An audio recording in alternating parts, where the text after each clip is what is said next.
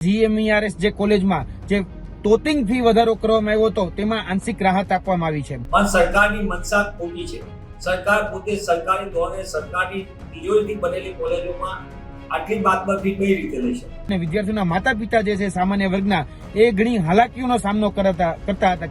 GMERS એ સોસાયટીના નામે ચાલતું મોટો ભ્રષ્ટાચારનું કેન્દ્ર છે। છેલ્લી 5 કોલેજો છે કેન્દ્ર સરકારના પૈસાથી બની હોય, રાજ્ય સરકાર 40% આપે, 60% કેન્દ્ર સરકારના હોય, જેમાં ઓલ ઇન્ડિયા મેડિકલ કોટા હોય, તો સરકારી કોલેજ થઈ તો એની ફી 25,000 કેમ નહીં? ગુજરાતમાં સરકારી કોલેજોનો ઘણો બધો અભાવ છે, તો સરકારી કોલેજો છે એ વધારે પડતી સ્થાપવામાં આવે। કેન્દ્ર સરકારના 60%થી બનેલી 40% ગુજરાત સરકારના પૈસાથી બનેલી મેડિકલ કોલેજો જે સોસાયટીના નામે છે એ હકીકતમાં સરકારી કોલેજો છે, એની ફી પુનઃ 25,000 જાહેર કરવામાં આવે। મેડિકલ શિક્ષણમાં સરકારે ફી વધારો કર્યો તેનો આકરો વિરોધ થઈ રહ્યો હતો, જે બાદ સરકારે મોટો નિર્ણય લીધો છે।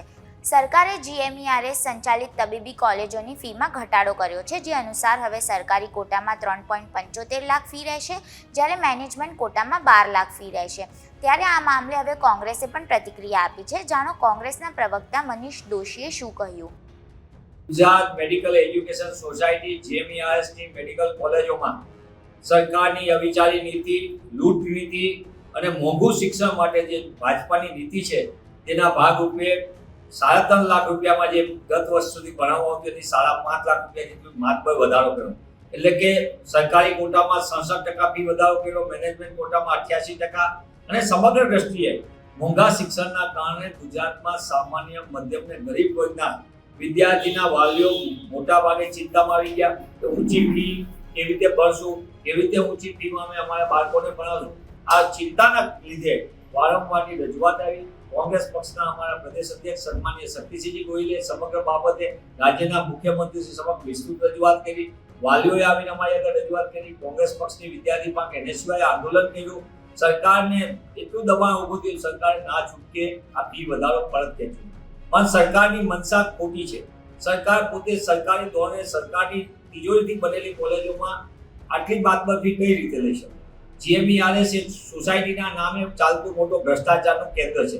છેલ્લી 5 કોલેજો છે કેન્દ્ર સરકારના પૈસાથી બની હોય, રાજ્ય સરકાર 40% આપે, 60% કેન્દ્ર સરકારના હોય, જેમાં ઓલ ઇન્ડિયા મેડિકલ કોટા હોય, તો સરકારી કોલેજ થઈ તો એની ફી 25,000 કેમ નહીં?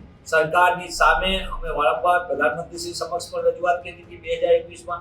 ફરી અમે આ બાબતે રજૂઆત કરી કે ગુજરાતમાં ઓછી ફીમાં, વ્યાજબી ફીમાં સારા ડોક્ટરો તૈયાર થાય અને એ ડોક્ટરો ભવિષ્યમાં ગ્રામ્ય વિસ્તારમાં સેવા આપે, પ્રાથમિક આરોગ્ય કેન્દ્ર, સામૂહિક આરોગ્ય કેન્દ્રમાં, તો ગ્રામ્ય વિસ્તારની આરોગ્ય સેવામાં ફાયદો થાય। સરકારની આ મનસા નથી કે ગ્રામ્ય વિસ્તારમાં ડોક્ટર મળે, વ્યાજબી ફીથી ભણાવવામાં આવે તો ગ્રામ્ય વિસ્તારમાં ડોક્ટરો ઉપલબ્ધ થાય, પણ સરકાર ઊંધું વિચારી રહી છે અને એટલા માટે કોંગ્રેસ પક્ષ પુનઃ માંગ કરે છે કે કેન્દ્ર સરકારના 60%થી બનેલી 40% ગુજરાત સરકારના પૈસાથી બનેલી મેડિકલ કોલેજો જે સોસાયટીના નામે છે એ હકીકતમાં સરકારી કોલેજો છે, એની ફી પુનઃ 25,000 જાહેર કરવામાં આવે તો જ ગુજરાતના સારા તબીબો ઓછી ફીમાં તૈયાર થશે અને ગ્રામ્ય વિસ્તારને ફાયદો થશે। પણ કમનસીબે જીએમઈઆરએસમાં મોટા પાયે ભ્રષ્ટાચાર થાય છે। એટલે અમારી એ પણ માંગ છે કોંગ્રેસ પક્ષની કે સોસાયટીના નામે ચાલતી મેડિકલ કોલેજોમાં જેમાં મોટા પાયે ટેન્ડર સહિતની ખરીદીમાં ભ્રષ્ટાચાર થાય છે તેનો કેગ દ્વારા ઓડિટ થાય અને ઓડિટ થશે તો ભ્રષ્ટાચાર ખુલ્લો થશે। આ મુદ્દે યુવા નેતા યુવરાજસિંહ જાડેજાએ પણ પ્રતિક્રિયા આપી છે, એને પણ સાંભળીએ।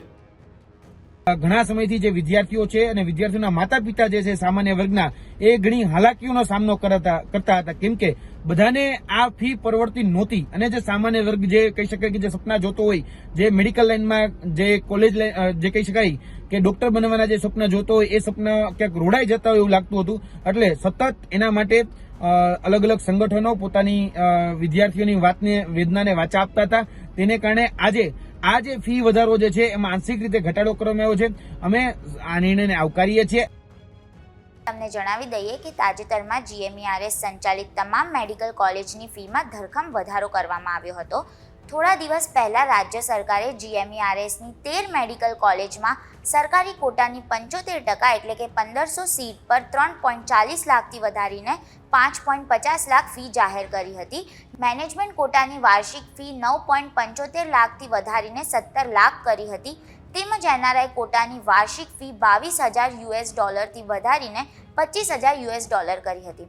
જે બાદ રાજ્ય સરકારનો ભારે વિરોધ કરવામાં આવી રહ્યો હતો.